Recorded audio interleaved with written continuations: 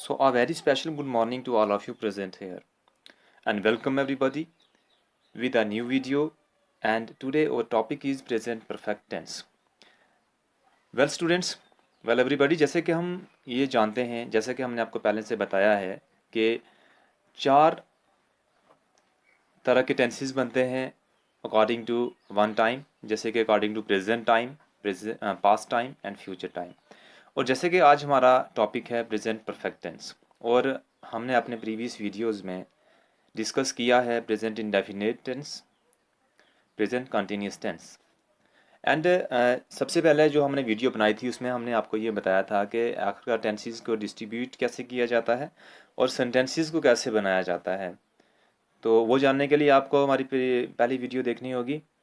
तो present indefinite और present continuous को भी आपको देखना होगा टेंसेस को जानने के लिए। प्रेजेंट कंटिन्यूस का हिंदी वर्जन जल्द ही आपके लिए लाया जाएगा। So today we will discuss about the present perfect tense. आखिरकार ये प्रेजेंट परफेक्ट टेंस होता क्या है। हाँ, मैं आपको ये बता दूं कि मौजूदा ज़माने में किसी काम का अभी अभी ख़त्म होना या अभी अभी मुकम्मल होना, वो कहलाता है दोस्तों present perfect tense.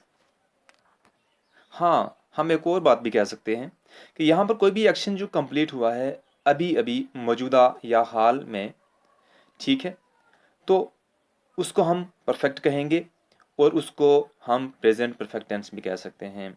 So in English language अब हम ये भी कह सकते हैं काम तो शुरू हुआ था इन द पास्ट में, लेकिन वो अभी अभी प्रेजेंट में ख़त्म हुआ है या मुकम्मल हुआ है। इसलिए हम इसको ये भी कह सकते हैं कि it is closely linked from the past to the present. ठीक है, पास्ट एंड द प्रेजेंट में ये एक लिंक एक्सप्रेस करता है। अगर इंग्लिश में हम इसको बोलें तो इसको हम बोलेंगे it is a grammatical combination of the present tense and perfect aspect that is used to express a past event that has present consequences.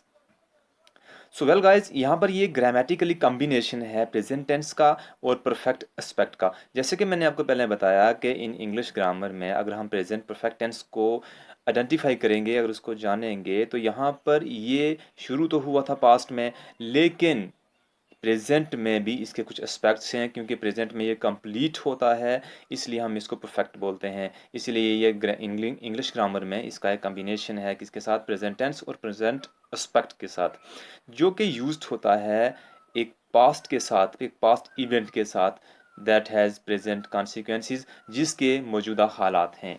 ठीक है, तो यहाँ पर अगर अगर हम दूसरे लैंग्वेज में बोलेंगे, इन अदर वर्ड में अगर बोलेंगे, तो हम इसको ये भी कह सकते हैं it is used to express an event that happened in the past, and hence we can say that present perfect is used to indicate a like between the present and the past। हाँ, ये present और past को दर्शाता है, इसके बीच में एक relationship बताता है ये। सो वेल स्टूडेंट, जैसा कि हमने अभी बातचीत की, इसको हम दूसरे वर्ड्स में भी कह सकते हैं the action has completed in the present time and hence perfect. अभी अभी प्रेजेंट टाइम में किसी एक्शन का कंप्लीट होना और परफेक्ट होना, उसी को हम प्रेजेंट परफेक्ट कहते हैं।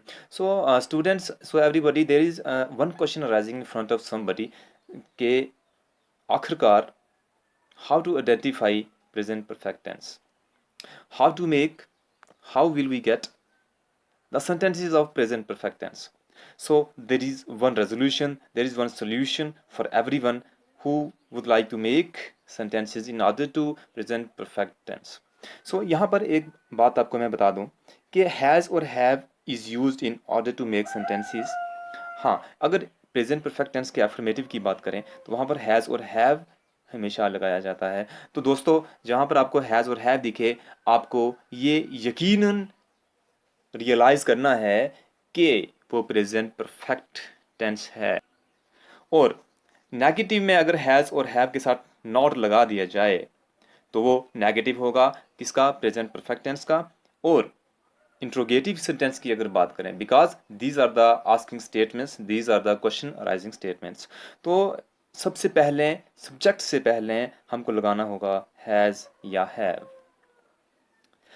यहाँ से मैं आपको एक और नोट बता देता हूँ जो आपके लिए सही है, आप इसको मेमोराइज कर लें, याद कर लें कि third form of the verb is used in present perfect tense. हमेशा से वर्ब की तीसरी फॉर्म का यहाँ पर यूज़ किया जाता है दोस्तों, जिसको हम कहते हैं पास्ट पार्टिसिपल। दोस्तों, यहाँ पर जैसे कि हमने पीछे बात की थी how to identify present perfect tense. So if you don't have the concept, so it is not easy to us to understand about the sentences of present perfect tense. So how will we get the identification? So यहाँ पर मैंने आपके लिए कुछ easy language बनाई है, Hindi language and Urdu versions. यहाँ पर मैं आपको पढ़ के दिखाता हूँ, इससे आपको यकीनन 100% श्योरली आपको इसके बारे में पता चल जाएगा। हिंदी वाले स्टूडेंट्स भी इस लैंग्वेज को सुनकर पूरा फ़ायदा उठा सकते हैं। उर्दू वाले स्टूडेंट्स के लिए ये बहुत ही ईजी है। तो आइए देखते हैं। पहचान, हाउ टू आइडेंटिफाई। जुमलों के आखिर में चुका है, चुकी है, चुके हैं, किया है, दिया है, मतलब किसी काम को अभी अभी ख़त्म होने का पता चलता है। जैसे कि हमने पीछे डिस्कस किया था वही बोल रहा है दोस्तों यहाँ पर कि जुमलों के आखिर में जहाँ पर, जैसे मैं आपको एग्जाम्पल दे दूँ, मैं काम कर चुका हूँ, I have worked. So how to make sentences. अब यहाँ पर बहुत सारे there are many types of subject are there.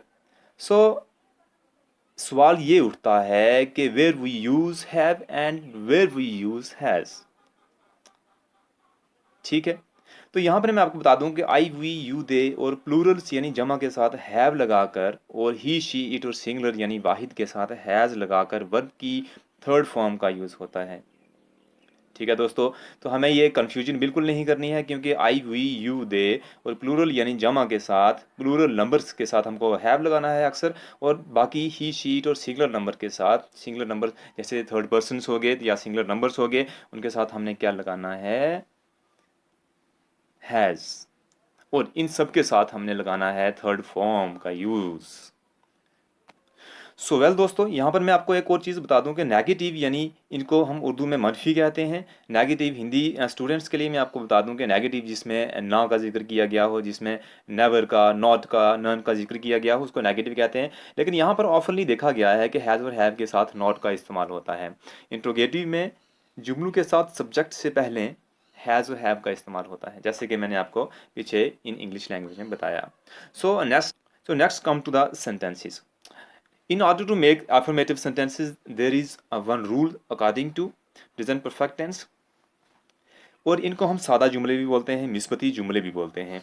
तो यहाँ पर इसका रूल है दोस्तों, सब्जेक्ट प्लस हैज़ या हैव प्लस वर्ब की थर्ड फॉर्म प्लस ऑब्जेक्ट। अगर दोस्तों आपको ये रूल आता है, अगर आपने इसको मेमोराइज किया है, अगर आपने इसको कीप इन माइंड किया है, तो यकीन मानिए कि आपके लिए सेंटेंस बनाना बहुत ही ईजी हो जाएगा। और ये चीज़ देखकर थर्ड, फोर्थ, फिफ्थ का बच्चा भी आसानी से सेंटेंस बना सकेगा। तो यहाँ पर इसकी कुछ मिसालें हैं। I have learned my lesson. यहाँ पर देखिए कि आई के साथ, जैसे कि हमने जिक्र किया था कि आई वी यू दे और प्लूरल्स जिनके साथ हमने हैव लगाना है, तो हमने आई के साथ हैव लगाया दोस्तों। और लर्नड यहाँ पर वर्ब की थर्ड फॉर्म है, तो यहाँ पर लर्नड जो कि वर्ब की थर्ड फॉर्म में लगाई दोस्तों। माई लेसन जो कि ऑब्जेक्ट आपको आ गया है यहाँ पर। फार्मूले को देखें और इस सेंटेंस के कंसेप्ट को देखें, तो आपको यहाँ से क्लियर हो जाएगा कि आखिरकार हमने इसको कैसे बनाया, how we make this sentence. ठीक है, और यहाँ पर हम उर्दू या हिंदी वर्जन में बताते हैं कि मैं अपना सबक याद या सीख चुका हूँ। आखिर में इसके आ रहा है सीख चुका हूँ। तो यहाँ पर दूसरे सेंटेंसेस भी हैं। We have gone to school, Roshan has read the book, he has done the work. यहाँ नेगेटिव सेंटेंस का फार्मूला है दोस्तों, सब्जेक्ट प्लस हैज़ या have plus not plus verb की third form plus object. Verb की third form को friends past participle भी बोल देंगे। ठीक है ना, आपको इसमें कन्फ्यूजन होने की बात नहीं है। अगर आपको यहाँ पर V3 की जगह पास्ट पार्टिसिपल भी आए तो आपको निडर होकर, आपको बेधड़क होकर वर्ब की थर्ड फॉर्म ही लिखनी है। तो यहाँ पर इसके अकॉर्डिंग, इन रूल्स के अकॉर्डिंग ही सेंटेंसेस बनाए गए हैं। जैसे I have not learned my lesson, we have not gone to school, Roshan has not read the book, he has not done the work. Okay, so यहाँ पर मैं आपको एक और चीज़ बता दूँ, इंट्रोगेटिव सेंटेंस का फार्मूला है हैज़ या have plus subject plus verb की third form plus object plus sign of interrogation. यहाँ पर हमको प्लेस करना ही है at the end of the sentence we should place the sign of interrogation because the sign of interrogation is must for question asking statement.